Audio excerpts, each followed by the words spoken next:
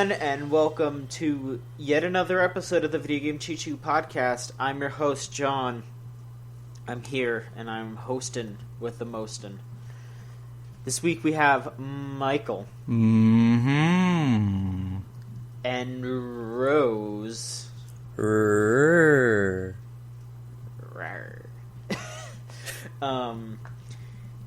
Got a little, feline fury there, right? Ugh. Well, I had to match the for the M. Alright, okay. I got you. Folks, I'm just going to come out and say it because I know that everyone else is itching and just full of an intense urge to hear us talk about this. The Logan trailer, yeah, look at that. The new X-Men movie, Logan. It was great. Mm-hmm. It's pretty good. Had Johnny Cash in it. Wow. Mm-hmm. It's a song by him, not actually him. He's dead. Oh. So he couldn't be in it. Peace. Yeah, well, he's been dead a while. He didn't die, in the trailer or something. You bring back Johnny Cash and Wolverine just shoots him and that's it. He doesn't even use his claws. He just pulls out a gun. How long have you had that on you, Logan? Years. I've never had to use it till now. It's Johnny Cash. Has his name on it. No, but really, man, I want to own a gun or a knife that has Johnny Cash on the side of it. Holy fuck, I want that. Oh, that would be great. Folks, we are in a post-NX reveal world. What's the NX? We'll get to that in a little bit, but I feel like...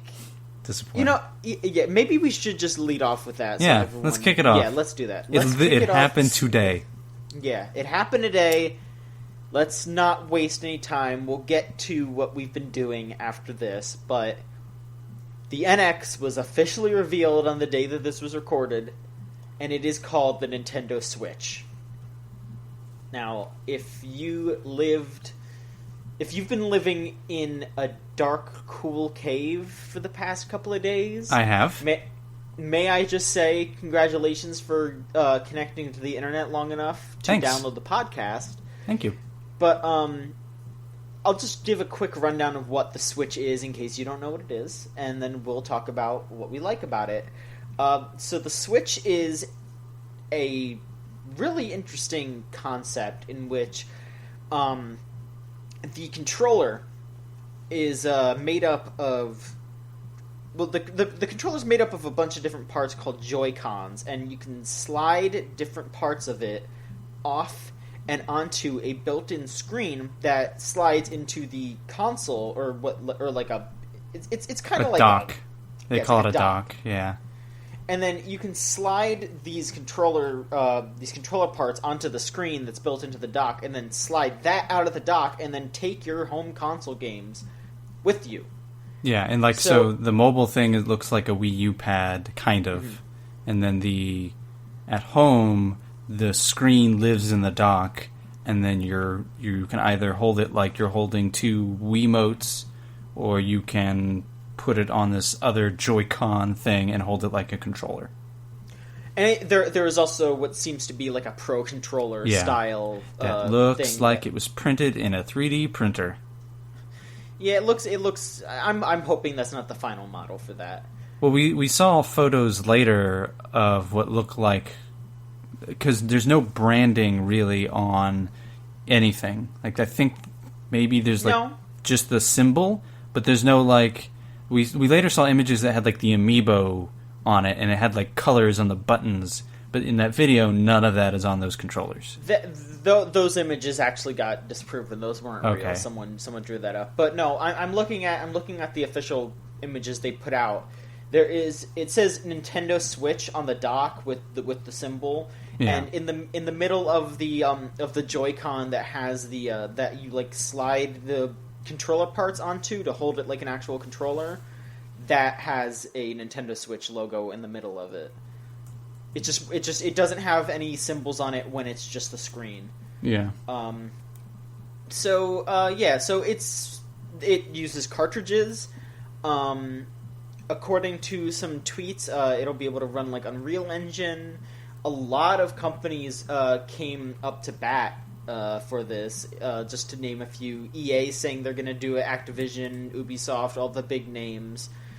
But there's also some smaller stuff, like Arc System Works says that they're going to do some stuff, so everyone's hoping that they're going to port Melty Blood to Switch to make it, because you could just take that screen and prop it up, and then you can use the little controllers. You can slide the control Joy-Cons off and use them sideways as mini controllers. So you can have 2 players like right there. So hey, let's play Melty. Platinum. There's Spike Chunsoft, maybe Danganronpa will be on there, Grasshopper, From Software. Like, a lot of people are saying that they're making stuff. Codemasters. A lot of people are saying they'll support it. Yeah. That does not mean they're making stuff. Well, yeah, but no, I'm probably being a little more hopeful than I should be. I remember Batman Arkham, what was it, Armored Edition? Yeah, Arkham City. Yeah. I remember Mass Effect 3. I remember Madden. I remember Call of Duty on the Wii U. Yeah, at the very least, they will be putting ports onto this. During the video, there was a 3-minute long, like, little showcase of what it can do. Showed off a couple of games that may or may not be real. They started off showing a little bit of Breath of the Wild. We know that is 100% true. That exists. They showed off Skyrim, and in the hours after showing that, Bethesda actually came out and said, "We don't want to confirm that that's actually coming to the Switch." They did confirm they're working with Nintendo on the Switch, and thanked them, and kind of said, "Hey, we work with them on the video." Yeah. So, no confirmation if that's really Skyrim remastered or not. Which comes out this coming week on Friday. So I'm wondering if this is like no, please keep buying it, or I don't know what that is. I don't know why they couldn't. It could be like some weird like side thing in the Skyrim engine, like just like a short thing if they're trying to go like portable or something. Yeah, like that old one they made for PSP or were making. That was really weird. Yeah, that was some of the speculation I saw was that's not Skyrim remastered, it's Skyrim Switch. Just like that might not be NBA, like it wasn't confirmed which NBA game that was, but that could be NBA 2K Playoff Edition. Less teams and therefore less to load. Mm-hmm. Yeah, they showed a little bit of an NBA game. They showed what looks like a new 3D Mario.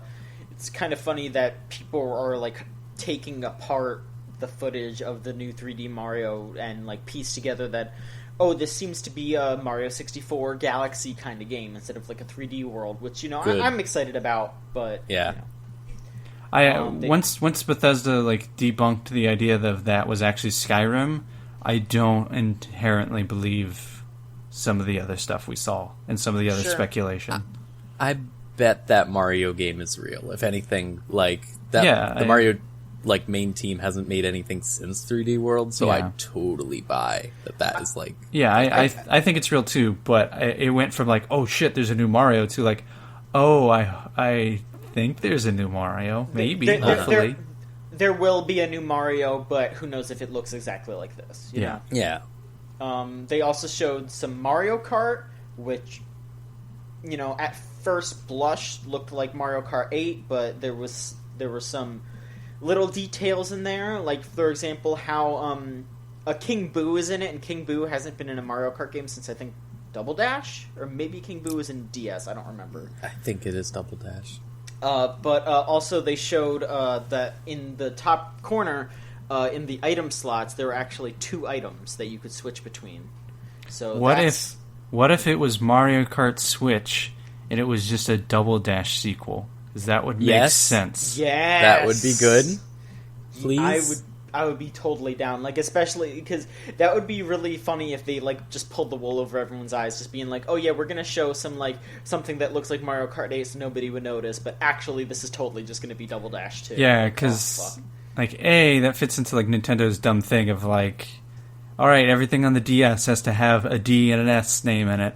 Mm-hmm. So that would kind of fit their dumb kind of naming convention. And B, from like the 2 seconds you see of that, you just see 2 people driving. You don't see any other drivers, so you wouldn't have the chance to see like someone hitching a ride on the back. And that would explain the 2 items. Yeah, it would explain King Boo. It was playing King Boo.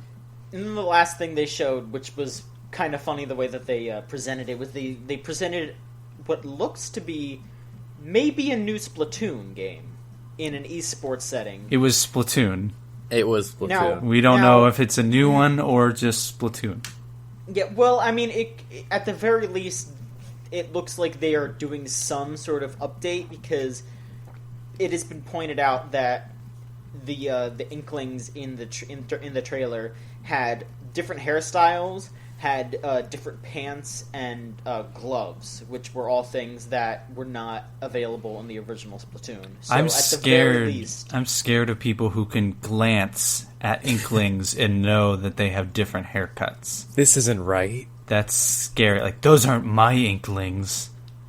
I mean, they had really noticeable hairdos. Like, I mean, granted, I didn't play a ton of it, but I couldn't tell you any of their hair.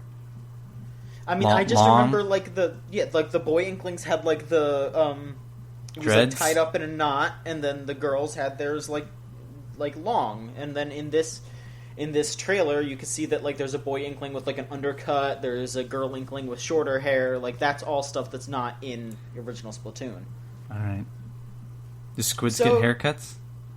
Yeah, I mean, I thought about that, and I was like, oh, that's a little fucked up if you think about it, because that's like their tentacles, so that's a little weird. But I worry if it is a new version, because Nintendo's past history with, say, turning off DS Wi-Fi really early. I hope they keep those Wii U servers for a bit. Yeah. Because otherwise... Yeah, there were actually already... I remember a while back there was some talk of them just bringing Splatoon straight to the Switch now, with not really any changes, but just making it so you can play against Wii U people. Maybe they'll keep that, but who knows? Who knows how this will all turn out, because this is all very much just... we don't know how concrete any of this is, even though this is still coming out next March. Like, we are less than a year away from this. There's a lot of... I was thinking about this earlier, and as I've gone throughout the entire day, I have more and more questions about how this thing works. Mm-hmm. And, I'm curious how it actually works, like the detaching and all that stuff, but, is there data connectivity when you're away from home? If it's cartridges, are there downloadable games? If they're downloadable games, they have to live in the screen, because that's where all the hardware is. How much of a hard drive can fit in that thing? Because from what all reports say, it's about the size of an iPad mini. How much space is there? How heavy is that? How warm does it get? What is the battery life like? Just a ton of questions, none of which were... And that's not even coming up to, what games are on it and how much does it cost? Yeah, we don't know anything about it. It was very much a... teaser. Dipping your toe. It was a teaser. Yeah. And it... I don't know. It's very exciting, but at the same time, all those caveats... After the adrenaline, wears off, you're like, yeah, look at this thing. You're like... But wait, what if it dies after 3 hours? Oh god, it gets a little scary once you put it in, once you think about it a little bit. But I don't know. Like I said, at first blush, I think this is a really, really neat thing, and I'm excited to get my hands on it. But I do want to know more. I want to, hopefully it's not something that they're gonna just kind of shove out there, and then in a couple of months be like, here's the new one that actually has a battery that doesn't run out in 3 hours or something like that. Because I just really go the Switch XL, that'll happen. If this does well enough, 2 to 3 years, there will be new hardware with it. That happens with every piece of hardware. I mean, sure, but I'm just saying, nothing too soon or crazy or anything. Yeah, you don't want it to fail outright. You don't want it to be like a 360 situation where people are suddenly having it melt down or something. Mm-hmm. Yeah. But there are so many questions I have with this, and third party are being so vague. And with the Wii U, they were ready, and that was partially due to the success of the Wii. Like, they were ready to invest in Nintendo, and now they all seem very, very happy to be with Nintendo, but very cautious of, like, we're supporting the Switch. Like, oh, with what games? We're supporting the Switch. Yeah. So, and then there's even, like, the Wii U had, like, TV stuff, and had Netflix. It had all the stuff you expect with the modern console with this. And if this does have Netflix, can I use Netflix on the go? And again, like, if I can, what kind of data am I using? You know, do I have to hook this up to my phone's data? Like, how do I connect this? They did show with the basketball thing, they showed, like, two people facing off and not on the same one. So that suggests some sort of, like, at least near field stuff, kind of like the 3DS. So that would be neat. But I have, like, they didn't even confirm that. Mm-hmm. So to me, it's they answered a couple questions and brought up maybe like 24 more. Yeah. And then third party is one thing, but the thing that sells Nintendo consoles are Nintendo games, and the Wii U had great Nintendo games every like 6 months. Mm-hmm. Like, they need to have a bunch, and they need to commit to having a bunch. Like, you just can't have. Maybe there will be an F-Zero. Like, you can't keep giving everyone winks and nods and little bits here and there. Like, you need to try to do other things. And they shore up the third party support stuff by, like, getting Bayonetta, and supposedly getting stuff like Beyond Good and Evil 2, but they just need to have games for it. Yeah, I think they were. That's what I'm going to guess. Part of why this took so long for them to announce it. My theory is that they were probably trying to get as many third party they could say, like, yeah, we'll support you, so that, like, on that first thing they could say, like, bam, here's, like, the 20 people. Because the big thing with the Wii U was, like, great, I have Bayonetta 2. I have, at least for me, it was like, I have Bayonetta 2. I have Wonderful 101. I have Mario. No Zelda. Like, what else do I do here? No one else is making these games for this platform. I think that's been an issue since, like, GameCube, really, because the Wii had tons of third-party stuff, but it was never the stuff that people were asking for, necessarily. Because it was bought by everybody, so people were making the lowest common denominator to sell as much as possible, and with the cheapest amount of investment. Yeah, and you could see this with I watched the Wii U reveal trailer, and they were doing the same thing, like, sort of like, Aliens, Colonial Marines. And, John and I watched that last night. Yeah, like, it's just like the same exact thing of like, no, don't worry, we're here for the real gamers. Don't worry, or whatever. We have this dark, brooding game. We have sports games. We have the shooter games. Like, that's all well. Half of them didn't even come out too. Yeah, like Ken Levine was there. Like Dirt never came out on it. There was that Ghost Recon game that A, took 3 years to come out, and B, never came out on the Wii U. Like, God. Yeah. Well, and I actually would have to disagree with you, Rose. I don't think this took so long to get third-party support. I bet they're waiting this long to ensure they have certain games in their launch window. To be like, yeah, we have that Mario game. Zelda will finish on time, like, for sure now. But it's like, what else do we have? Like, what's up with Pikmin 4? Like, we accidentally confirmed that months ago and nobody noticed. So, thank God, because we'd have to make that now. Like, you know, do they have a killer app in the waiting, like Wii Sports? Or, you know, what's the pack? Like, I guess Zelda's the pack-in. Like, but what else is out for it? And the launch window, like any other console, is not going to be great, but like that, after the failure of the Wii U and the failure of the GameCube and the weird phenomenon that was the Wii, but really didn't pan out, they need to do really well for this to succeed in the software department. Absolutely. Yeah.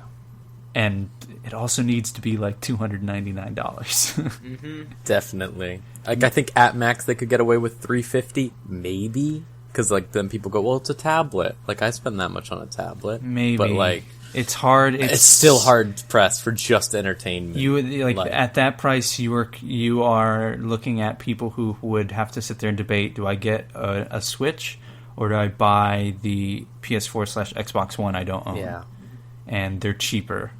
It's like, well, I already own one of them. I might as well get the other, unless you again have the software that can convince people to spend the extra whatever it is.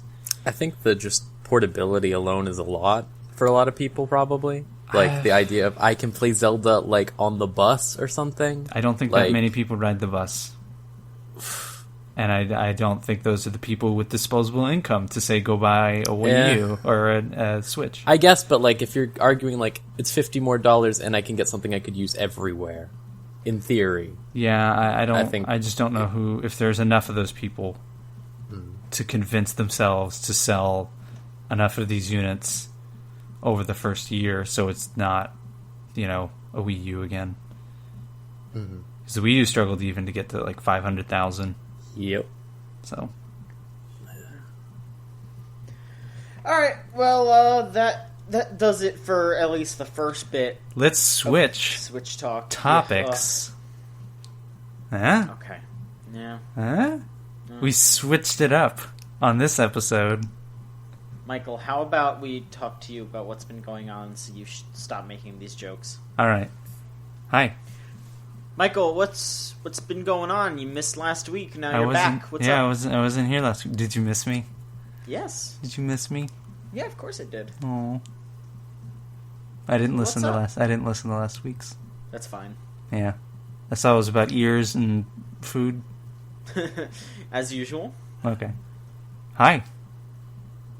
Excuse me. Yeah, Michael, what's going on with you? Not much. Play any games? I watched a lot of television, and I watched some movies, and I played some games. All right, so you want to tell us about the TV and movies first? Sure. Let's start with the banger of a movie I watched. Okay. I watched a lot of comic book stuff. Okay. Because I know a lot about comic books, but I've not read a ton. And I tend to absorb that stuff through games and TV shows and movies, and then looking up wikis afterwards because I'm weird. So a couple months ago, out of curiosity, after hearing Mike Cosimano talk about this movie, I watched Batman vs Superman because I wanted to see it. That was months ago, and so another movie came out in the DC universe. And it was less enjoyed by many people, so I watched Suicide Squad. Oh, how was it? Boy, that movie's bad. Holy crap, is that movie somehow worse than Batman vs Superman? Oh my god. It has the same problem. It has the exact same problem that Batman vs Superman does, where 70% of that movie is a good idea, or a decent idea. That with a little bit of nurturing and some creative thinking and some good acting would be a good movie. And then the rest of that 30% is like a giant ball of poop that someone lifts over the 70% and just drops. And I'm going to call that poop the movie studio. Just drops it on it. It's just... There are multiple plots. None of them get enough good like screen time or are well written at all. None of them are. There's a character who's introduced hurriedly and then killed off hurriedly. Just within the first scene of them being deployed as the Suicide Squad, he's just killed. I don't even know where to begin with this fucking movie. It is just a schizophrenic trash pile of a film. And it's just bad. So you should see it. Okay, I was going to ask, is it the kind that you should see to believe, or kind of don't? You should see all the Joker scenes, because they're just bad. Is he really only in it for 7 minutes? It felt like an eternity. Because he's bad. So there's an entire subplot with him and Harley, and it's a lot of flashbacks. It's a lot of flashbacks, and it actually adds a lot to her, but adds nothing to him because he just seems like, oh, I'm the Joker. Like he doesn't. There's no pathos. It's just someone acting like the Joker. It's like the weird kid came to your Halloween party dressed as a Joker, but he won't stop. Like, hey, my friend came in, he's G.I. Joe, and he does all the quotes, but then he's like, then he's pounding beers and he forgets he's dressed up like G.I. Joe. This kid won't stop. He's somewhere like knocking over a lamp and going, hee hee, like that's what it feels like. Like he's the annoying kid that you don't talk to anymore because he saw Heath Ledger's Joker and now he won't stop. That's what it feels like. Terrible. It is. But his subplot like takes up so much time and kind of ruins the movie towards the end, I thought. Like the movie actually plays, the one good thing I liked about the movie was some of the acting, and then it has a really interesting balance between who's really good and who's really bad. Like what is a bad guy? What is a villain? Like what if a villain repents and doesn't like what they've done or what they've become and agrees with being put behind bars? Like, what if a villain is truly sadistic? What if a villain is doing it for their family? Like, what, and is Batman really, which they don't really get into, but is Batman, like, a good guy? Like, completely? Probably not. Like, are some of the good guys good guys? No, some of them are, like, have shit personalities or are doing it for shit reasons. Like, all that's really good theming. And all of that's ignored so that Harley Quinn can bend over in, like, short shorts. It's fucking... What a bad movie. I watched good things, though. Yeah, it's bad. I watched good things, though. What did you watch that was good? Daredevil. Yeah. Yeah, what's that first season? Mm-hmm. First season's so good. It was really good. And fucking Vincent D'Onofrio as Fisk puts in, like, a world-class performance. Yeah, so I haven't watched that yet, but that is specifically the thing that has made me want to watch it a lot, because I like Vincent D'Onofrio. He's great. And that's all I've heard, so I'm really looking forward to that. He makes everyone else look bad. He's not even chewing scenery or anything. He's just standing there, and he just is, and it's like, all right then. He's a force of will. And then I started, after that, I'm trying to watch them in order, all the Netflix Marvel stuff, so I started into Jessica Jones, which, like, I really like the feel of Jessica Jones. I don't know if I really like the actress who plays her. Like, maybe it's the character, or maybe she has some depth to her, but I feel like the acting doesn't feel like it has depth to it. And that kind of puts me off. And I felt that way through some of the first episode, and then it kind of opened up, and I was like, oh, okay, there's more to her. So I'm hoping that keeps happening. But the people who act around her, I feel like, do better. And it just makes you want to see them more. That was about it. I watched some stuff, and then I played stuff. So what'd you play? I played way too much Dragon Quest Builders. Yeah, so I think we both played the demo a little while ago, when we were both like, "Oh shit!" So you ended up buying it. I haven't gotten around to buying it yet. Yeah, I think I asked in Slack, like, should I buy Dragon Quest or like a new game? And for a brief second, I forget who responded. Somebody was like, maybe a new game? What's coming out? And nobody could give me a solid answer. So I was like, okay, then it's Dragon Quest. As it should be. Oh man. Okay, so for those who don't remember from a couple weeks ago, when I think I talked about the demo, Dragon Quest, you're not a hero. You're just a builder. I think this is a sequel to the first Dragon Quest, but like the bad ending. So the bad guy has taken over the world, kind of poisoned it, and has kind of ruined everyone's ability to know how to build things. Like, people don't even know the word build. And you wake up and you can build things and you can collect things, kind of like Minecraft, but not with like the formulas. Not like, oh, put the 3 blocks at the top and 2 sticks at the bottom. You just kind of fill recipes. And you wake up and you start rebuilding the world. And as you rebuild the world, people will be attracted to your settlement. So you build rooms, and you build workshops, and they all like intuitively know what you're doing. So in Minecraft, you could build yourself a room. You could wall yourself in. You could break a wall and put in glass and put in a door, and it was your room. In Dragon Quest, it's kind of like in Terraria. When you fulfill certain requirements, it just becomes a room. It is just an empty room. And then when you fill the bedroom requirements, like 2 beds and I forget what else. It's like 2 beds and a pot. It's like, here, it's a bedroom now.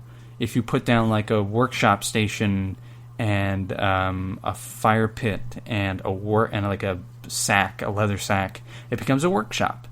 And it just intuitively knows that. And as long as as long as you meet the bare minimum requirements, that's all it needs. And then as you add stuff to it, it can like even get better. So you can make a crude kitchen with like a fire pit and a chest. But if you add a barbecue, then it's a kitchen. Or if you add like seating, then it's a cafeteria. And it just does this all on the fly. Like as long as you meet the requirements, it just does it.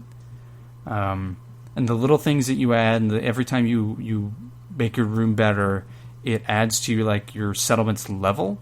Which the only thing I've seen that involves is like the quests. You'll have a quest that says make the settlement a level 4 now. Which just requires you to like run around and add like benches to stuff. So you'll be doing that with like blueprints. People give you blueprints that you slam to the ground, and then it shows you kind of like an architectural drawing on the floor, and you just have to like place everything where it's supposed to be, and then the blueprint will be returned to you, and then you just have your building. Like it's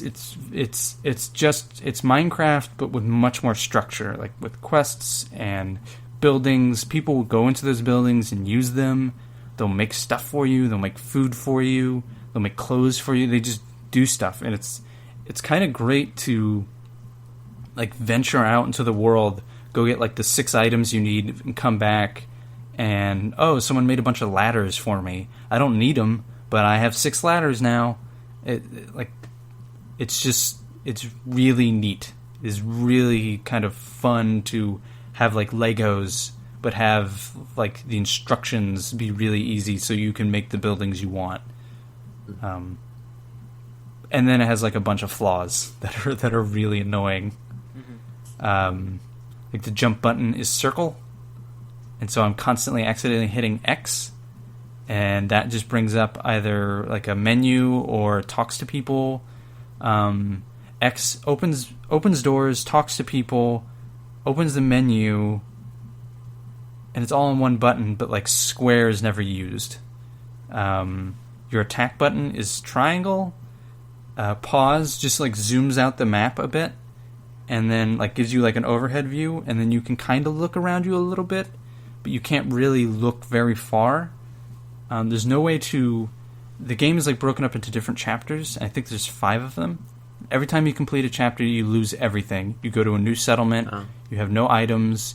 They give you like the starting weapon and a starting like armor set. But nothing else comes with you, which kind of sucks. And each chapter is its own save. So I beat the first chapter, and I went to the second chapter, and it's its own save, and there's no way to quit. So once you beat a chapter, it gives you a bunch of challenges to go do. So I could have either replayed the first chapter again, having just beaten it, and try to do the challenges, or I can go to the second chapter. But if I choose the second chapter, I can't just quit out of the second chapter and go to a main menu that I know of and switch to something else. I have to quit the game and then start it up again and choose something else to play. So, does it feel more like a puzzle game than like Minecraft, for example? No, it feels like Terraria and Minecraft kind of combined. You're doing a lot of exploring, because you'll get these portals that go to like different parts of the world. So in the current chapter I'm on, you're in like a poison swamp, But when you go through the first portal, it takes you to like a tropical area. There's palm trees and like crabs.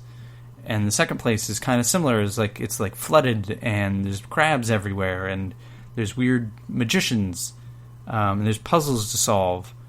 Like it is more like Terraria, where you'll just find random stuff. Like, oh, here's a castle over this hill, and there's a puzzle in it that wants me to like take these blocks and reorganize them to a specific time, so it looks like a clock face. Like it's a weird game, but I would equate it more to like Minecraft and Terraria than like a true puzzle game. Yeah, I was wondering of like the expansiveness that I had after you said like you go to the new chapter and you lose your inventory or whatever. That's weird. Yeah, I kind of like that because I like to me the cool thing about Minecraft, because I made a lot of mistakes in the first chapter. Like I had no clue what I was doing. So like having a fresh start, like my new settlement is much better organized, and like I use space better, and I destroyed more things that were already there so that it just looks better. Whereas I didn't do that with the first one. The first one had like triple walls and huge gaps and ways for monsters to jump into my settlement. But it's just, there's a lot of really good ideas in there that are just amazing, and then there's a lot of ideas in there that are like, some of it's just old school Japanese design, and some of it is just like, what were you like? Did you never play Terraria? Did you never play the games you're cribbing from? Because you're just making the mistakes they never made. It's weird, but I can't stop playing it. So it's pretty good. All right, sounds good. Yeah. Thanks for sharing your opinion on that. Did you play anything else? I did not. Okay. Nope. I'm trying to see if the cat's gonna keep meowing. What cat? I was hearing a cat. That is a dog playing with a toy, even though I've told everybody I record every Thursday. Alright. Well. Alright. Rose! Hi. How have you been lately? I've been fine. It's October. It's great. It's not hot anymore around here, anyway. I'm sorry. It's still warm I've down heard. here. I've heard. Look, how about we move on from reminding me of how fucking hot Okay. it is? What have you Let me been up see. to lately? Let me think of this week. Alright, this week started off this Final Fantasy XIV Fan Fest thing. Mm-hmm. My friend got me a stream ticket, so I watched all the streams. They did like panels and stuff. Pretty cool. A lot of like conversations with game devs and stuff, like where they talk about like their design ethos and stuff, which is way more interesting than. All right, look, cosplay contests, those are fine, but I like hearing a dude talk about how like he pitches games and stuff. Like that's really cool. Bunch of stuff there. Me and my friend on Saturday morning went to go see the Yokai Watch movie in theaters. It's pretty good. Was it? Tell us a little bit more. Alright. Yokai Watch. People know what Yokai Watch is. Mm-hmm. I didn't expect it to be as popular as it is, but that theater was full. Of people of all ages. And it was very full. Very full. And it's just, you know, this movie came out in Japan like 2 years ago now, I think. Mm-hmm. And it was like best-selling movie of that year. I assume it's not going to be that here, but it's good. It's, you know, I've always thought that like the Yokai Watch anime, Yokai Watch always gets compared to Pokemon. I don't really think it's a lot like Pokemon. I especially think the anime is way better than the Pokemon anime. It's more of a comedy, like skit type thing. Low bar. Yeah, I guess you're right. Yeah, but it's more like I guess I would say like Nichijou. Mm-hmm. That anime. It's like basically that, but with the yokai and stuff. It's cute. Movie was cute. Dubs are really good. That's all I'm gonna say. Alright. Dubs are really good. But other than that, just sort of relaxing. Speaking of Square Enix games, with bad control schemes, like Michael was, I started up Vagrant Story, and that game has terrible controls. Really bad controls.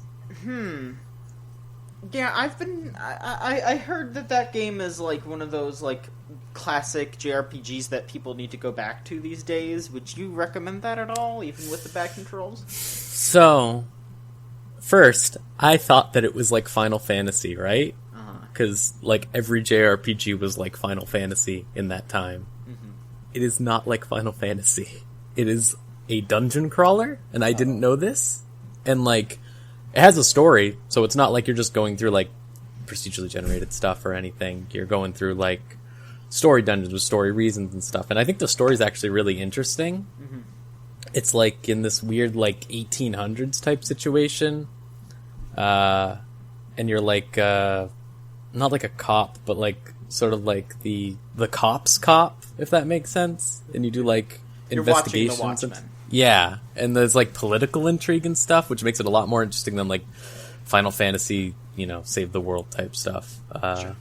It's a lot more mundane, I think I would say. It's pretty cool. Like I said, the controls though, so you're moving in 3D space. It's all active. It's not like turn-based. And you can like target body parts and stuff. And I'm still not sure what that does. But sometimes, like, when you hit the legs, they get slower. If you hit their arm with the weapons, they might drop the weapon, which, for the time that game came out with, is really cool. But, like, getting around is really rough, because this is just when, like, the first DualShock came out, where you just get the two analogs. So it's like, this analog control is a little rough. And also, I have to press circle to interact with everything. Yeah, it's one of those. And X cancels out of everything, but it's the opposite of that in every other game that I've ever played. Yeah.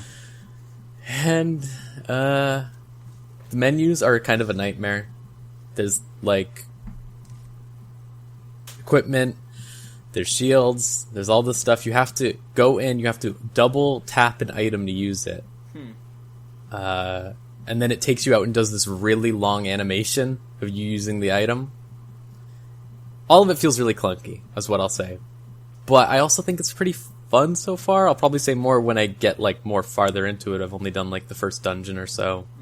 But it has a really strong start, I think, like story-wise. Like it sets up a lot of really interesting, weird things that isn't just like, oh, what will the bad guy do? It's like, who are these people? What's going on? Because it's set like, it's kind of set up like you're supposed to know what's going on, but it doesn't tell you, if that makes sense. Like, I think it's cool. Alright, well, that's interesting. Yeah. Play anything else? Let me think. There was something. Oh, I started playing, gonna write a review about Yomawari Night Alone, which is a horror game. Those aren't words. Listen, just because you don't like them doesn't mean they're not words. Those aren't words. Wow. I'm the word. Wow. I'm the wordsmith. Well, this is why I'm writing the review and you're not. I already wrote it. It's 0 stars. None of these are words. What the heck? It's a photo of my middle finger as the featured image. Alright, that's enough. Rose, why don't you tell us a little bit about the game? Sure. So it's the survival horror game. Of which, as everyone always says, there are not enough of. I think there are. Yeah, but like real survival horror, like Life is a survival horror. exam. Not like, okay, let's survival more like horror and like limited, like in the original Resident Evil, you know how you save by using like ink in the typewriter and you only have a limited amount of saves? Yeah. It's kind of like that type of survival horror. Oh boy. And you have limited stuff to deal with the enemies. It's cool. Anyways, you're a little girl and you're walking along and then some stuff happens and your dog's missing. And you go home to your sister and tell your sister, oh, the dog's missing. So then she goes to go look for her and then she doesn't come back. So you go out at like night to try and find her, and there's like creepy ghosts and stuff, and it's really like explorative, I guess. Like, it's not telling me where to go necessarily. Like, right away, it's just like, okay, you have to look for your sister, and then you just go, basically. Like, walking along these like dark city streets and stuff. And nothing really happens at first. There's obviously a moment where things start to change, but like you're left to just sort of look around this really dark, just creepy town. And I really like atmospheric horror a lot, so that's really cool.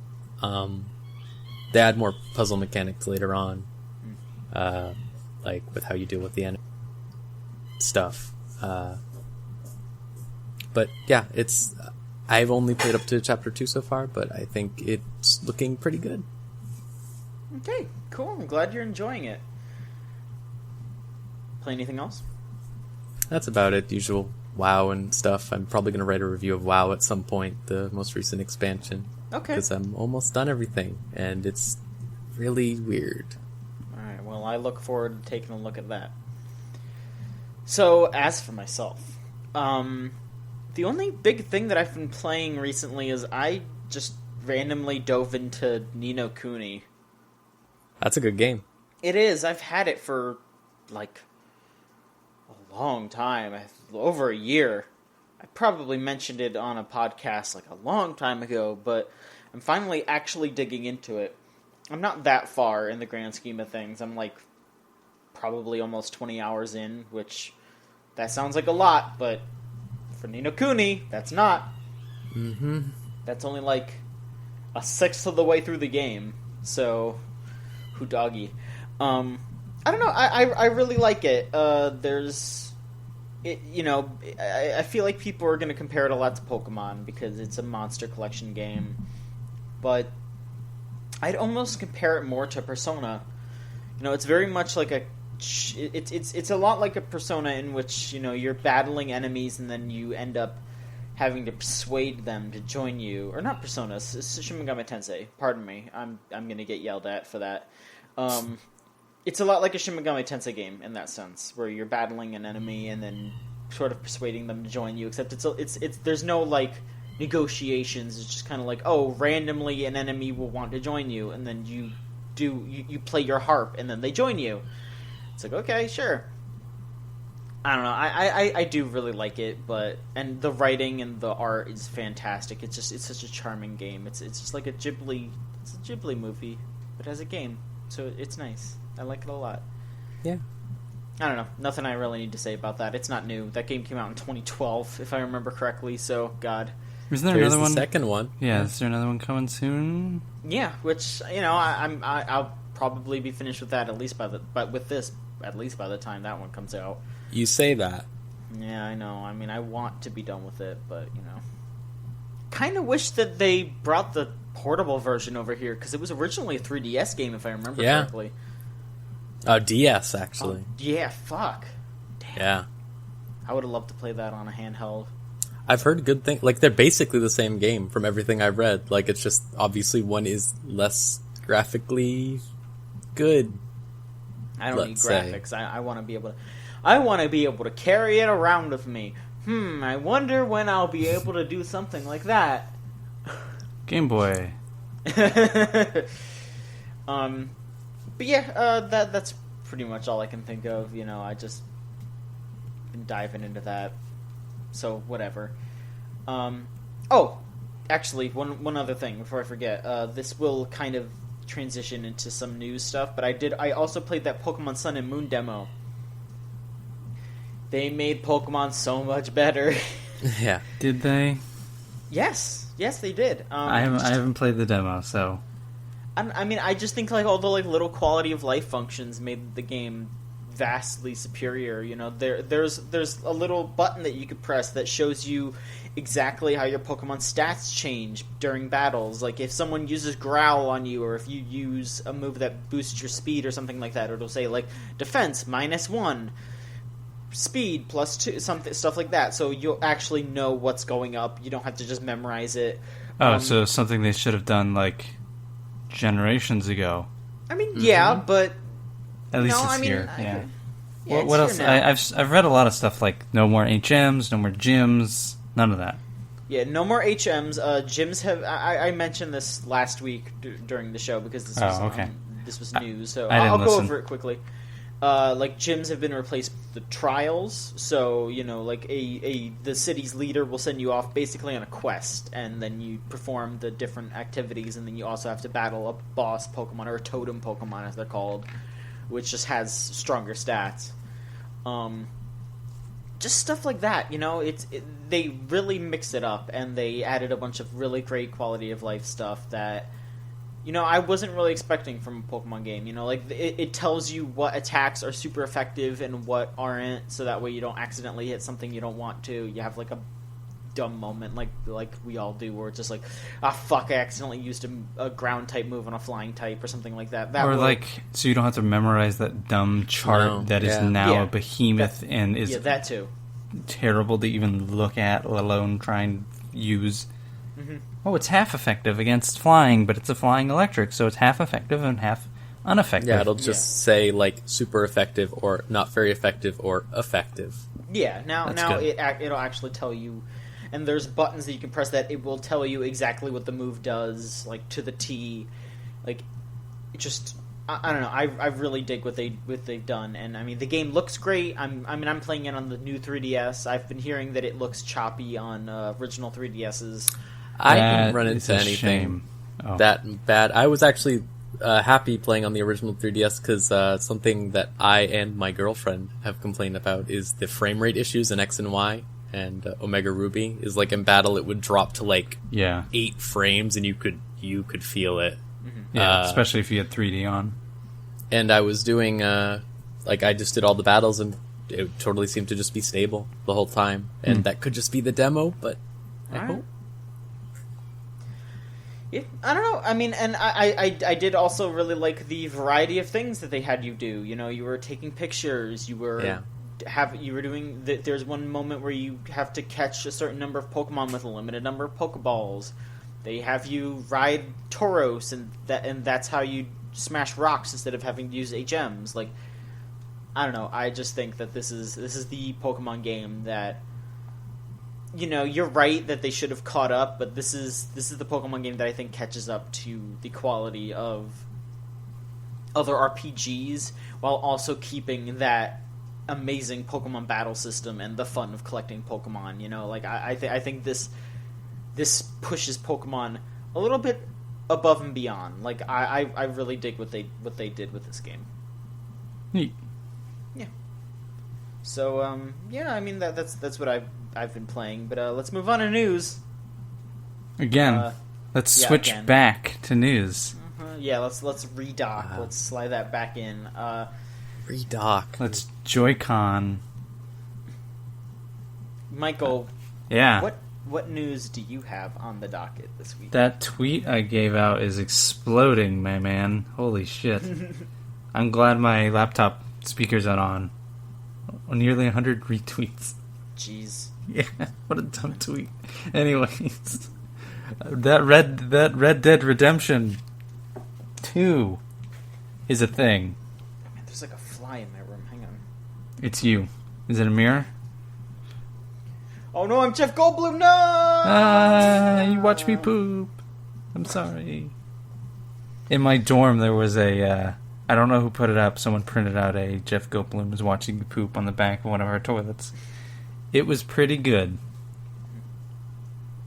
I never used that stall because there was a gap in the door. Always made me feel weird. Mm-hmm. So use the other stall. Have you dealt with the fly? Yes, we're good. Okay. Red Dead Redemption 2 was officially actually confirmed through a series of terrible tweets that thankfully got lampooned by other games. But then they released a trailer, and it looks really good. Yeah, it looks gorgeous. Yeah, it wasn't much of a trailer. It was kind of I would call this a teaser trailer. But it's Red Dead Redemption 2, terrible name. It's coming out fall of next year, which seems about right. That seems about, given what, how much is leaked about it in the past and the rumors that it was going to be at E3 during Sony's press conference. That seems about when this would come out. Trailer didn't really show much. It showed a lot of sort of much more rich and lush nature, like a lot of forests, rivers, like flowing rivers, and eagles flying or hawks flying in the sky, and showed like two people going down the river in like a canoe or a kayak, and showed buffalo roaming the plains and farmland. It was very much Midwest. It was very and very not as deserty, not as dry as a lot of Red Dead Redemption, the original, was. They didn't really show much else. They showed like the posse that shows up in the original, one of the teaser images. It's probably no coincidence that there are 7 of them, which is just in line with the Magnificent Seven, which is a classic Western. So, the rumors and the leaks had this in New Bordeaux, which was their New Orleans-like, which is where Mafia 3 is set. I don't know if that's still true, but what some people put together was that map connected to the old map via like the Redwood section, because the last map, like the last section of it in the first game, was just a bunch of redwoods and a bunch of forests. So that would fall in line with some of the imagery you see in this trailer, but who knows at some point, and who really cares? They'll announce it when they announce it. And that was it. They didn't really show much or say much more about it. I guess they don't really need to. They can just kind of wait. Yeah, they can just wait, and they don't need E3. Rockstar doesn't need it. Like it was when people were talking about it being at E3, I was just surprised. Not that it was showing, like not that was like a game that would show up. It was just like why? Like maybe just tweet about it in 3 months, and then everybody just loses their shit anyways, and then it worked. So yep. But I'm excited for that game. The first one, I don't remember if it was or wasn't, but I think that was the first game to ever make me cry. That first one towards the end. So I really like that first story, and I hope this one isn't a prequel, because that's the rumor. Or if it is, it has nothing to do with John Marston. Yeah. But I hope it's its own standalone, set-alone thing, with its own story. Because really, I want the gameplay to be better, and I want a really good story. And everything else, I really don't care. Like, it could be in the desert again, but that stuff's just a bonus. Like, that's what I hope for. So we'll see. Mm-hmm. Rose, how do you feel about it? Because you don't like Rockstar North, I don't think. Yeah, no. I mean, speak your mind. This is where you let it out. What's got your word? Unleash. All right. First of all, I think it has to be a prequel, unless they're going to retcon everything that happened in Red Dead Redemption, because the whole thing in Red Dead Redemption was John Marston was one of the last cowboys. The reason I don't want a prequel is because I don't want them to go anywhere near any of those characters or any of those stories. I agree. I want a standalone, different thing. If John Marston shows up in a bar somewhere, like contemplating life, and has like a train ticket in his hand, dope, cool. Don't ever bring him up again. Done. His story is done. Yeah. So here's my main issue, aside from the fact that it's not the same developers, which is given because they laid off that entire studio after Red Dead Redemption, is they named it Red Dead Redemption 2. Mm-hmm. Yeah. Because Red Dead Redemption, the redemption was supposed to be about John Marston, right? It was like, he's trying to redeem himself from this thing, and now it's just like Redemption 2. That's marketing. That's unfortunately that's just marketing. I get, but they just released Red Dead Revolver on PS4, is why it's confusing to me. Like, it's like they know it exists, they acknowledge it. It's just so weird to me. But Revolver sells how many compared to the No, I know, but millions? No, don't call it Red Dead Revolver 2. I just mean come up with a new RDR or something. I don't know. It markets better if it's called Red Dead Redemption. You were totally right. That is, in a perfect world, it's called Red Dead Reunion. And it's something new, and it's old cowboys and whatever. And that's perfect. Unfortunately, marketing. Yeah. It's why we may never see another GTA : insert city name. We're going to just see GTA 6. Because people look at that and they go, oh, it's not a numbered sequel. What is this? Yeah. You're totally right, but never going to happen. Yeah, I'm just worried, especially after seeing, like, for example, how they canceled their single-player expansions for GTA 5 because of how good GTA Online was able to just give them tons and tons of money. That sucks. I can't fault them. No, but the issue is, like, the original Red Dead's multiplayer mode was really fun to me, and I had very little fun in GTA Online. I worry that we're just going to get GTA Online. But Red Dead? You totally are. That's something that I am definitely not into. I mean, maybe they'll... If they tweak it enough... Yeah. Sure, but also it's Rockstar, and let's just say they have very little faith from me in a lot of departments. Alright. I'll be fine with this game as long as I don't have to see, like, a bunch of racist subplots, basically. Like, that was one of the things I like about the original Red Dead, is it didn't have, like, a lot of the... Like, the people you ran into were wacky. Like, the dude trying to fly, right? Like, the dude, you give him a bunch of feathers on a glider and he tries to fly. Like, it's wacky stuff like that. But GTA's never really been just wacky. It's always trying to say something. And I'm worried if this is Rockstar North's writers, it'll be a lot of that. But I hope it's not. But also, I don't have a lot of hope. Yeah, I get why people would look at this and go, hey, it's the Grand Theft Auto people. They're going to make a Red Dead now, and just lose all hope. But, like, you know...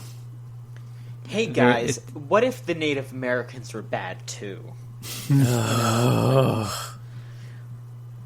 I think it's I don't know. You would hope that they know better, but also the I hope every time, and then the Benz isn't anywhere near. Well, I mean, with GTA, like, there's no lesson to learn. Those sell tremendously, so they can get critique all they want, and they can have as many hot take articles that are 2,000 words written about them, about how the torture scenes are terrible or how they treat LGBT communities is terrible and like abysmal, but then they sell like 50 million copies. Yep. So they can hear that and nod their head and go like, sure, 50 million copies.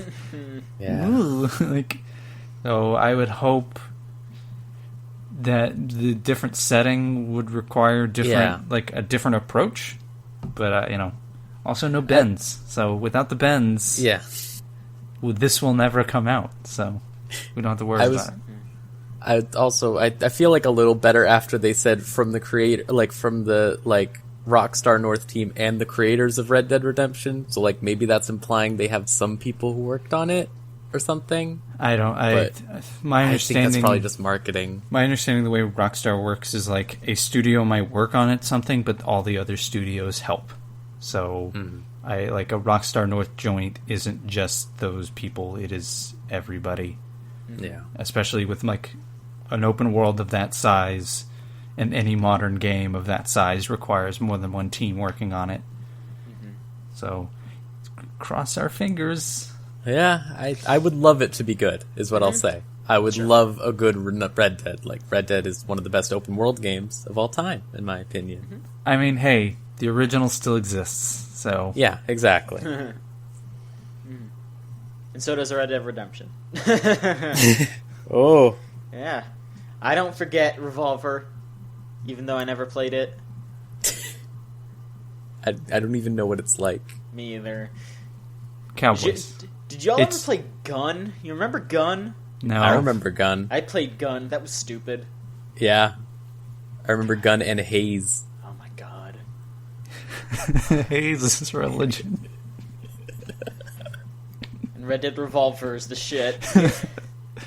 Alright. Alright, Michael, were you going to talk about anything else? Or, No. Okay. No. All right, Rose, what's going on with you? So I said I watched that FanFest thing, Final Fantasy. Would you like to update us on all that Final Fantasy stuff? Sure. So they announced the new expansion that people have known about for months, kind of like the PS4 Slim, basically. Tell us where they don't talk about it. I'm curious because I follow quite a few people on Twitter who, I mean, including you, obviously, but I follow quite a few people on Twitter who play Final Fantasy XIV. I don't know anything about that game, but I didn't know that people knew about this expansion. Could you elaborate? Sure. So curious. They always do these things in like the expansions, or like setting up the. So Final Fantasy XIV is different from say like WoW because they have patches, and they all have patches, but they like make the patches like this big thing. Whereas like WoW will do like, oh, we had a patch and we put out one raid. Final Fantasy will be like, we put out 2 dungeons, like 3 raids, like a new zone, and a bunch of other stuff, like all at once, like every 3 months. And there's always a story update in each one. And so for this one, it's been like basically since, let's see, the beginning of this expansion, they've been doing, hey, it's gonna be in Alamigo, which is in another city or whatever. And everyone's like, yeah. And then like they get on stage at FanFest and they go, surprise, it's an Alamigo. And everyone just goes, wow. And also like, they just tease stuff like, Red Mage, if you know about that from Final Fantasy. Sure, you're going to be able to play as one in this expansion, probably, right? Probably, but he won't say. He just wore a shirt that said Scarlet Witch on it and said, I'm not saying anything. And it was that's like almost Red Mage. Okay. Yeah. And people really like Red Mage. So they've been saying that Red Mage is going to be in the game for a while, so that's not really surprising. But what is surprising is that this is going to be like China, basically, like all the areas. Like real China, and not just like, you know, let's say WoW China with the pandas. Yeah, okay. Where it's like a caricature of itself. Wait, that's not what real China's like? No, I'm sorry. I'm sorry, Michael. I've been lied to. Sorry you had to learn like this. Kung Fu Panda isn't a documentary, Michael. Yeah. I'm sorry. What? I'm sorry. Jack There Black aren't pandas walking around. Are they running around? They're not all chefs. No. Are they kung fu? You know, maybe sometimes, I guess, but not most not of looking. them. Yeah. I'm sorry. I'm sorry. But yeah, it's like, this is really good to be in like a more like Chinese, like sort of deserty, but not really, like just sort of like plains, with mountains and stuff, as opposed to the horrible hell that was like icy French land, which was the last expansion, which was just like a bunch of like Catholicism allegories and French elves, and it was horrible. I mean, the expansion was good, but that was horrible. But yeah, I think it looks really good. They did a CG trailer with 2 monks fighting. So now, like, the main job for the expansion is so they do like 1 per expansion, like that they focus on for all the art, basically. And like the last time it was Dragoon with the spears and stuff or whatever. And this time it's monks, so it's a lot of people wearing like loose clothing and punching each other. So, hey, sure. I guess. It looks cool. It looks pretty. They did a mono art. Mono art always looks good. Yeah, that's basically it. It's coming out like... Oh, big thing. They're removing PS3 support. Yeah, which is I heard about really that. good. Because Final Fantasy XI didn't drop PS2 support until 2012, I think. Jeez. Or no, wait, last year, actually. Wait, sorry. what? Yeah. They didn't drop PS2 support until last year, and it was because they kept adding stuff that it couldn't be run on the PS2, and they were like, alright, sorry. Bye.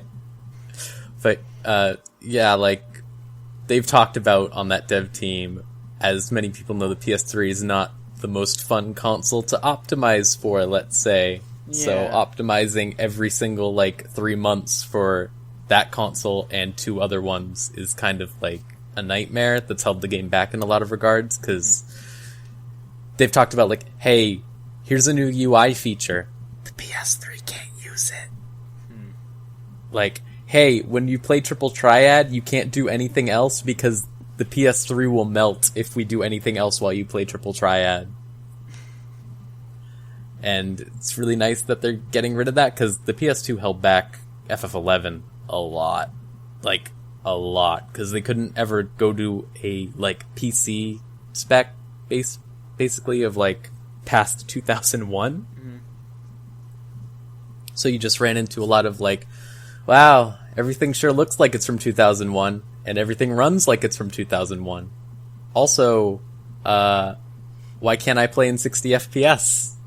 And it's like, oh, well, 2001. So I'm glad. I'm glad they're removing that. This whole thing is coming out in early summer, they said. Cool. So. Woo. All right. I hope you're looking forward to it. Is there anything else you wanted to bring up this time around? Or Sure. I'll just say real quick that, unfortunately, they United Front Games made Sleeping Dogs. Seems they've closed down, which is a real bummer, 'cause Sleeping Dogs is really, really, really good. And they never got to make Sleeping Dogs 2. Yeah, they do. It seemed Triad like they Wars. wanted to. No. They made Triad Wars. No. That's just Sleeping Dogs, like, 1. It's GTA Online, but for Sleeping Dogs 1. Triad based Wars. on what I played. I bet if you asked them, they would say, "What's Triad Wars?" But if you asked them, they'd say, do you know any place that's hiring? Please. Yeah. We made good games. It's really tragic too when you see, like, the last tweet that they made on their Twitter was like a week ago, and it was just, here's a dev interview for our new game. Here's free weekend coming up. Yeah. And now you can't even download that game on Steam. Yeah, they were having like a free weekend and a sale, and then the next day it's like, oh, also, doors are closed. Yeah. Hope you didn't buy it, because it's an online game. Yeah. It sucks for, like, the smaller pseudo AAA developers, I guess, like, who work with bigger projects or whatever. It's a bummer to lose those, because then we get closer and closer to there just being indie games and AAA games and nothing in between. I think indie games have started to definitely fill that void, and I think some of the major publishers are starting to notice that. Like Sony and Microsoft certainly figured it out, and we're like, all right, we're gonna, like, this is how we fill the many, many months between our anchor games is Madden and Stardew Valley. There we go. But Cuphead. Yeah, Cuphead. Yeah, Cuphead. Right. But yes, I hope everyone who worked there finds a new place. I hope they all land on their feet. Everything's okay, because got some pretty good developers over there. Go see if Rockstar's hiring for Red Dead 2. Oh, please. Please. Yeah. Let some of those people write for it, too. Yeah. God. Spread the wealth. I would want a really campy Red Dead. I would accept that. Yeah, that'd be fun. Alright, last bit of news here, real quick. So, yeah, I mentioned the Sun and Moon demo. And after said demo released, someone hacked into it and dug up every other Pokemon for the rest of the game, or at least most of them. I think some people were saying that there were a couple of spots that seemed to be missing. But we have a pretty good idea of pretty much every Pokemon that's going to be in Sun and Moon, as well as a bunch of other, like, little things. Kind of strange that they threw that in the demo, but I don't know. It could just be how the game is structured. Yeah. Because if I remember correctly, like the older games, a Pokemon was just a number in memory. So depending on what the number was the Pokemon you got. And because in the original one, they're listed out of order because they're invented out of order. So, like, the first Pokemon is, like, Rhydon. It's Rhydon and Kangaskhan and stuff like that. Yeah, it's like, that's not Bulbasaur. So I imagine this is similar of, like, this is just how the memory works.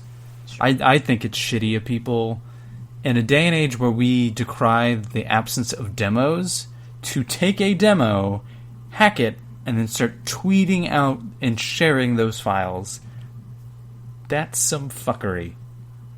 I mean, I don't think it's I don't think it should be against the rules per se to like share information that you found in a demo, but I think there should be a little bit more of a heads up, like, hey y'all, there's spoilers or something like that, you know, because I mean people who were hacking the information and then uploading it to like Mega Share and then tweeting out that link. Sure. Yeah. I don't care about like what's in the demo that was actually released. I care about the people who data mine it and kind of like you're telling Nintendo, hey, if you do this again, we will data mine it again, and your clearly carefully laid out marketing strategy will be screwed. So why would they ever do that again? You're just screwing yourself out of like playing a game early.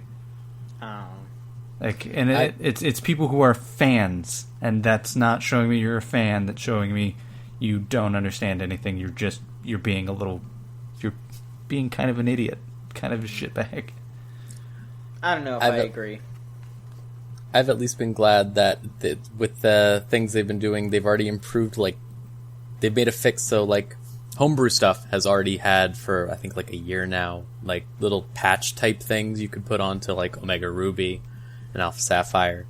And with this demo, people have already started to make like a pre-patch basically for Sun and Moon where they improve like the model quality and stuff. Weird.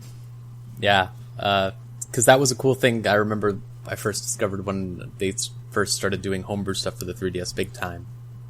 Was the frame rate fixer for Omega Ruby and Alpha Sapphire was really good. Because it was like, for some reason, the 3DS, like, it uses like 10% of the processor for Omega Ruby. So they fixed that. And, like, it wasn't harmful or anything. It was just like, hey, now it uses like 25% and now it's fine. Okay. So, yeah, that's cool. Right. That's a good thing that can come of that, I guess. So I'm not going to talk about the spoilers on the podcast because, you know, just in case people don't want to hear it. But it's all out there.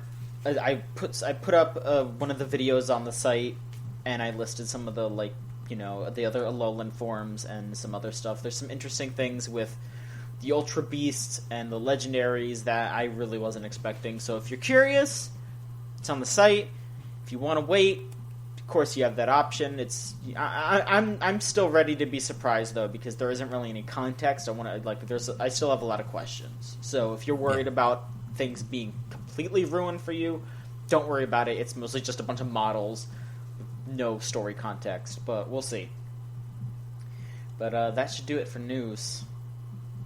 Michael, would you like to help us with the questions? Help you? Never. We shall do the questions. Okay.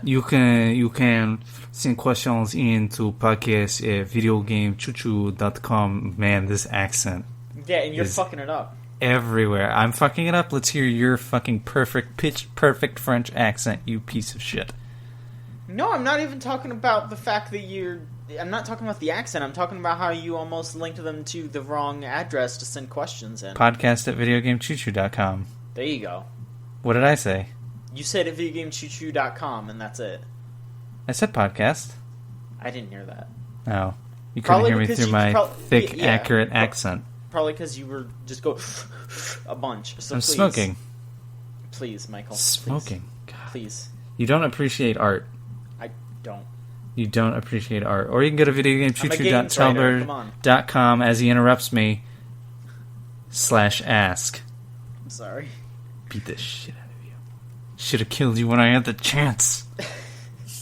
You've had so many chances by now, Michael. I've had two. That's more than enough. There was people around.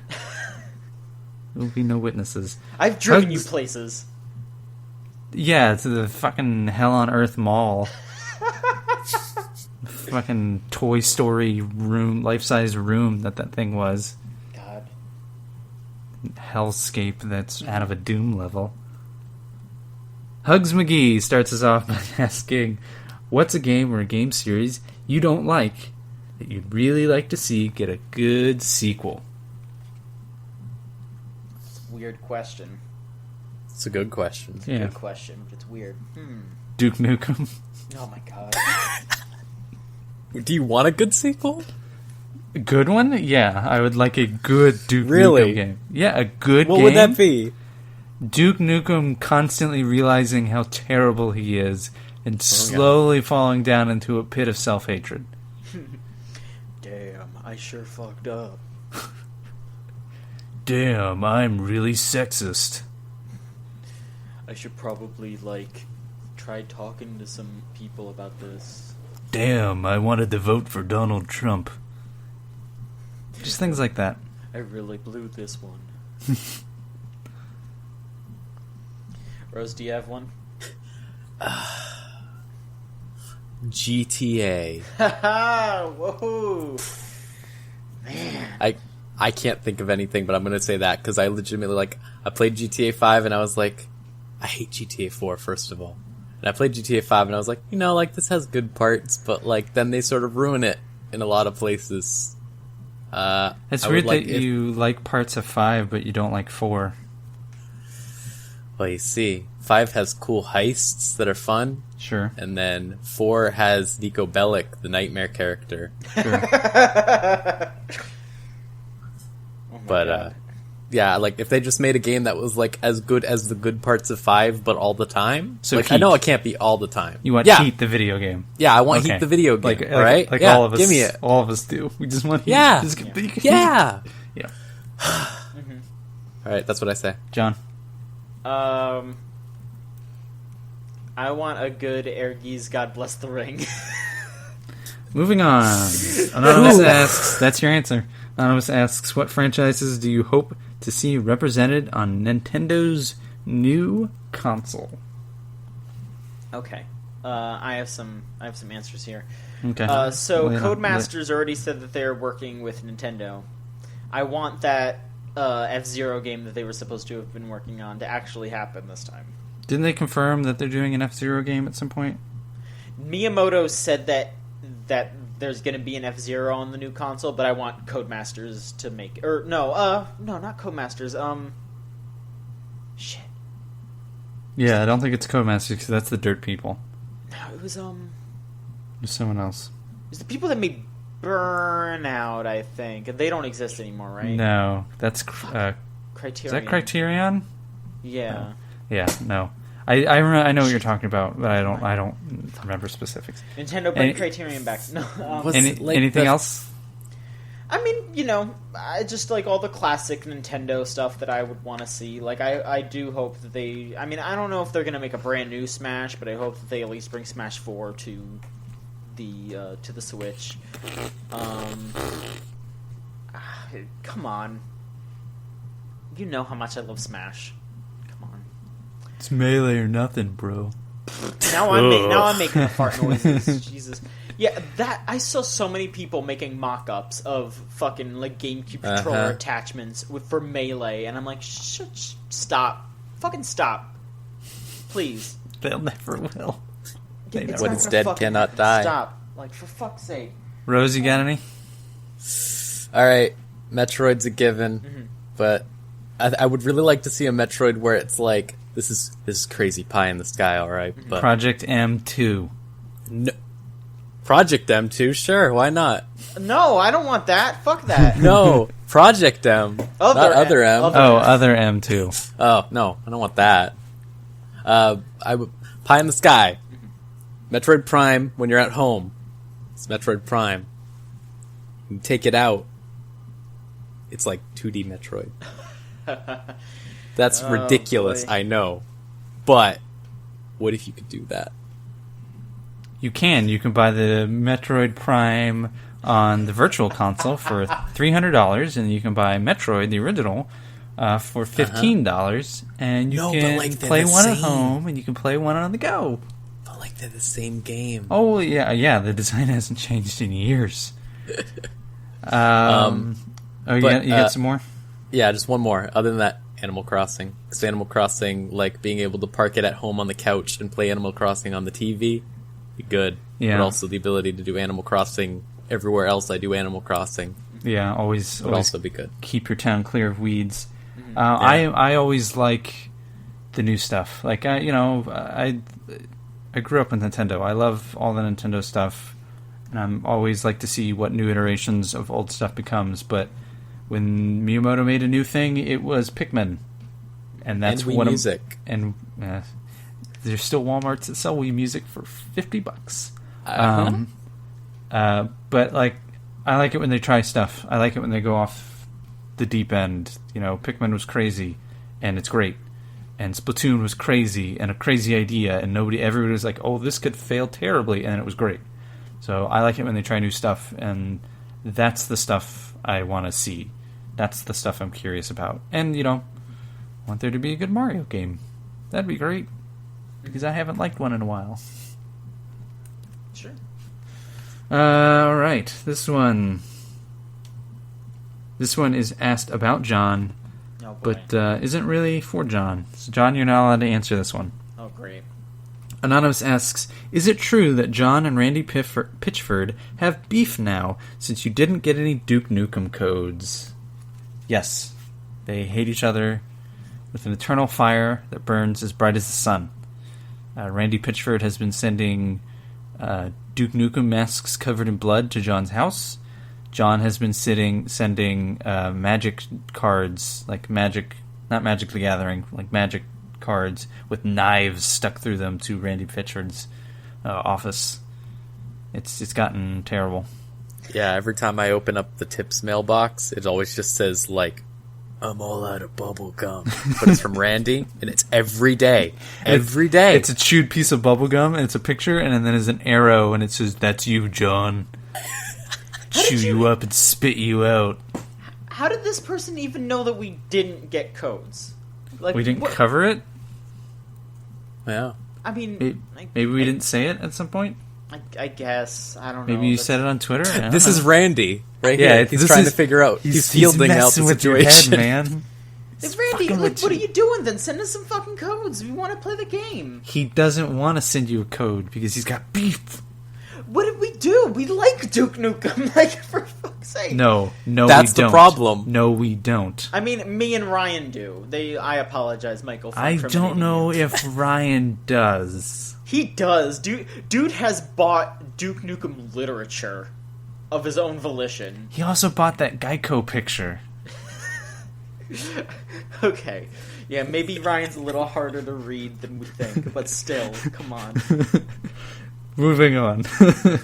Anonymous asks, why do you think first-person shooter games are so popular in America while shmups, which I hate that term, by the way, are not, while the equation is reversed in Japan? I think it's a pretty simple answer. In America, we are still... in America, arcades died off a lot faster than they did in Japan.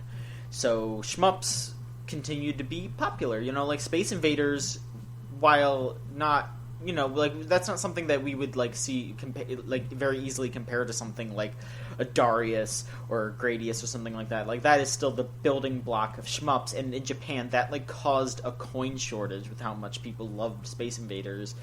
So Japan has always been inclined to games like that, and arcades. It's part of the culture. Thrive. Yeah. Yeah. It's like. We grew up playing Doom, and they grew up playing fighting games and shoot 'em ups. So, first-person shooters don't work well on arcades. So, that's what happened. Like, Korea grew up playing a lot of arcade games and PC games. So, PC gaming is really big there, but not by individuals, and more so in cafes, just because that's how the culture kind of grew up, and it sort of stuck. And Americans like shooting things. Yeah. Fucking shoot things. Fucking shoot things. Yeah. All right. Rose, do you have anything to add? Is Gears of War the Toho of America? Yes. Is shmup a bad term? Yeah or nay? Kinda, but I don't know. It's kind of, but it's kind of endearing to a degree. I think it's endearing because it's silly. Yeah. Like, it's better than Metroidvania. Shmups are silly. Anything it's way is better than Metroidvania. All right, What about Egavania? Anonymous asks, I recently played the Outlast 2 demo and was disappointed by the generic setting and well-trodden scares. What can horror games do to change up the formula? Rose, I think you should answer this one. Yeah, I don't play scary games because I'm a baby. So. Me too. Sure. So I think one of the issues is, especially with the Outlast 2 demo, you see this in a lot of games, where it's like, hey, remember those movies when we were kids that were really good, that we liked when we were kids? Mm-hmm. I'm gonna make a game like that. And you run into things like, for example, Outlast 1, which was very much, oh, look, it's the scary asylum type situation. Mm-hmm. And if you don't necessarily know how to write, like, something that's creepy, you can always just go off of shock value, like, say, a lot of things in the 80s and 90s did. So you run into jump scares and stuff like that. What makes a lot of things effective, like Silent Hill, for example, is just sort of making it unsettling, but not, like, gross out, if that makes sense. Like, if you have something that just makes you sort of go like, I don't like where this is going, but then you don't necessarily take it to an extreme, but then move on to something else that's like, I don't like where this is going, then it can keep up that sort of, like, uncomfort and, like, horror, really. Like, just being afraid of what's going to happen, and you never know what's going to happen. If you, like, the best thing you can do, I find, is, for example, say you're walking down a hallway and then you hear a noise, and then you turn around and there's nothing there or whatever. That's always an effective scare or whatever, because there's nothing there or whatever, and then later on they make something be there. If you make it so that they do that, but then when you get to the point where the something appears and there's nothing there, that keeps up the suspense. That's something that I've liked in Yomawari a lot, having played it recently. Is there's a lot of times where you're like, oh, they're gonna do this, and then they don't do that, and keeping you, like, on the edge of guessing whether or not something's going to happen is really good at creating a stressful environment for the player, which is kind of what you want in a horror game. Sort of the failing of things like Slender, where it's like, okay, I'm just going to eventually get seen and die, I guess. Like, there's no tension, it's just sort of like, this is an inevitability. Mm-hmm. If you make it look like there is no inevitability, then it's a lot more terrifying.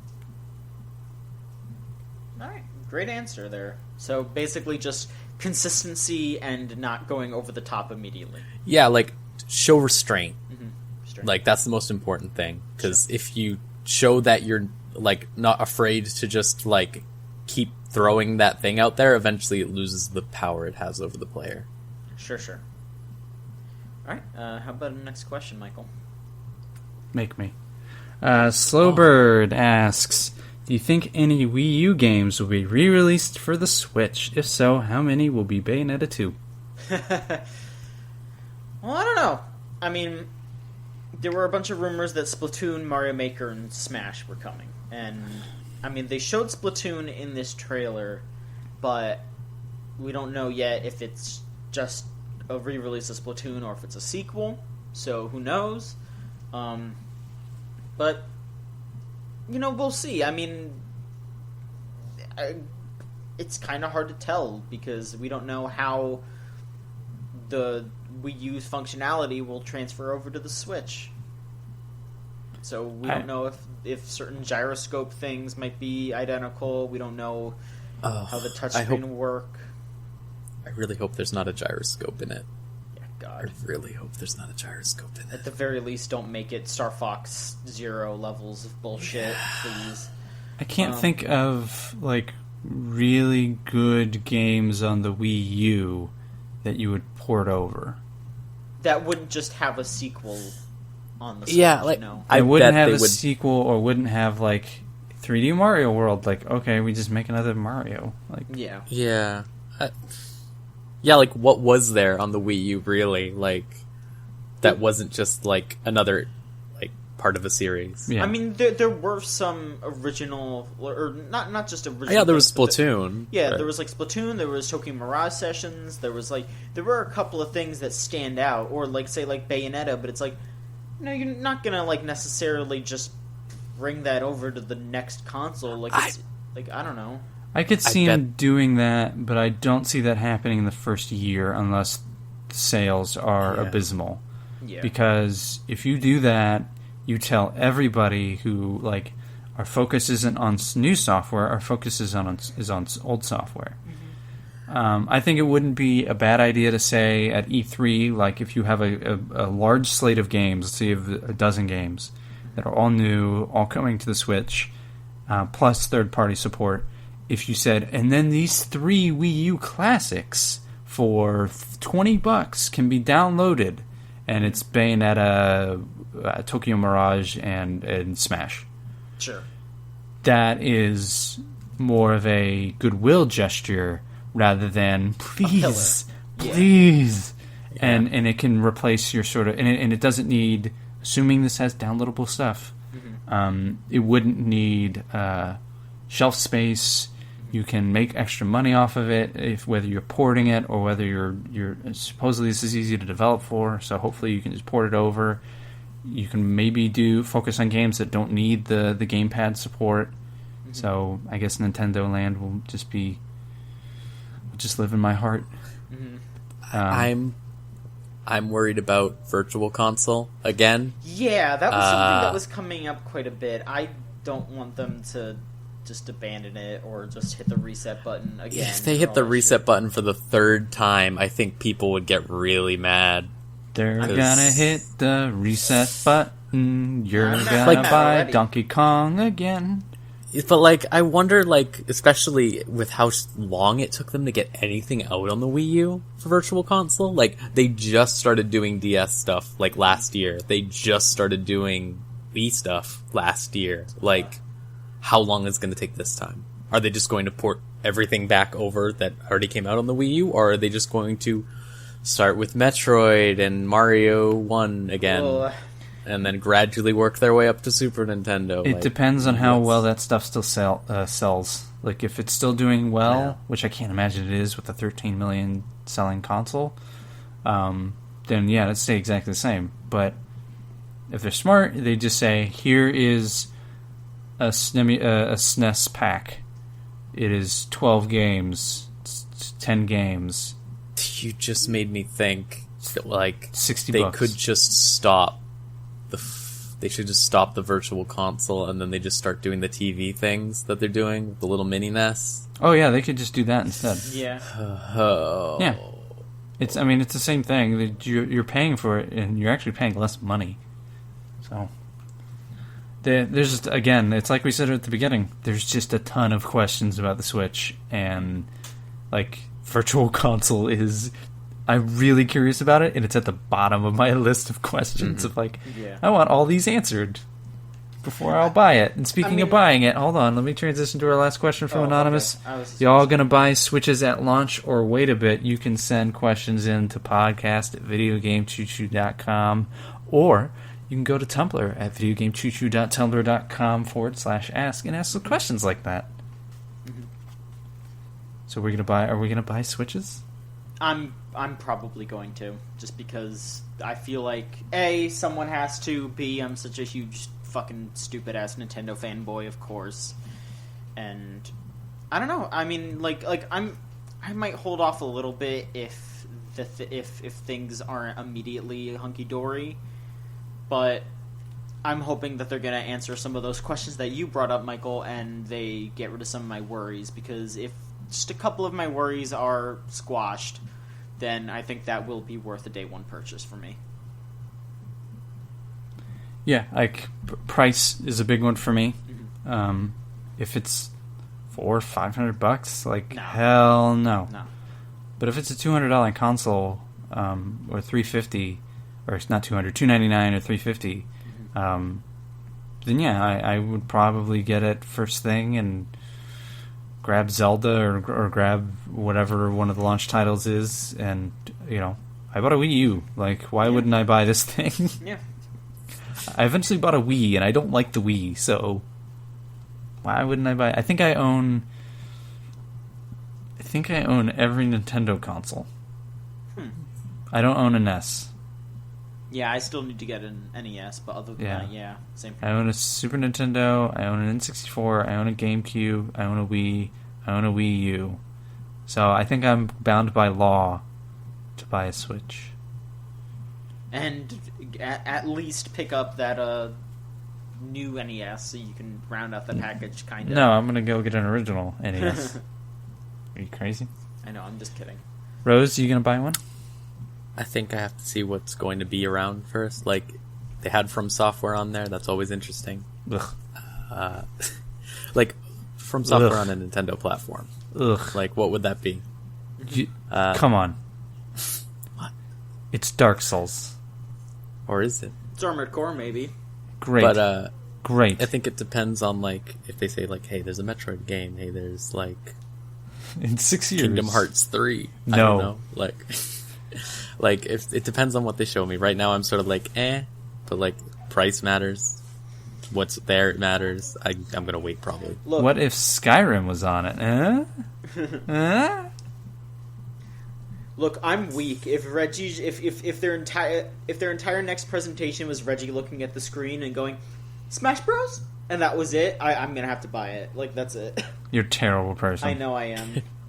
What if it's just the port of the existing Smash Brothers that you own and have a lot of DLC for?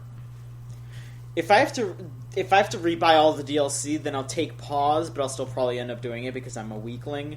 But they're probably not going to do that. They'll probably do a Game of the Year version. You're the worst. I know I am. Look, I bought the DLC for... I actually don't own all of the DLC, surprisingly. I don't have any of the costumes. I just have all the characters and stages. So, see, I'm not that weak. I'm not that weak. There's a little bit of good in me left. I'm almost as disappointed as when I found out China wasn't nothing but panda people. Day full of disappointments for you. Mm-hmm. Well, that should do it for this episode of the show. Thanks so much for tuning in, and we'll be back next week with some more Switch news, maybe. Who knows what happens. We're going to have some more stuff on the site, though. We should have, Scott should have a review of WWE 2K17 soon. I don't know if it'll be by the time this is out, but definitely by the next episode. Rose, you're going to be working on Yamawari, right? Yep. Okay, well, yeah, everyone's got their hands in some cookie jar here and there. So. There's a Mafia 3 review cooking up. There's editorials cooking up. Yep, yeah. Niall's playing Mafia. Ryan's doing some editorials, probably something spooky for Halloween. But, yeah, just make sure you're checking up on the site. We're always posting new stuff. And... as I said before, we will also be back next week with another episode of the Video Game Chuchu Podcast. Goodbye, everybody. French.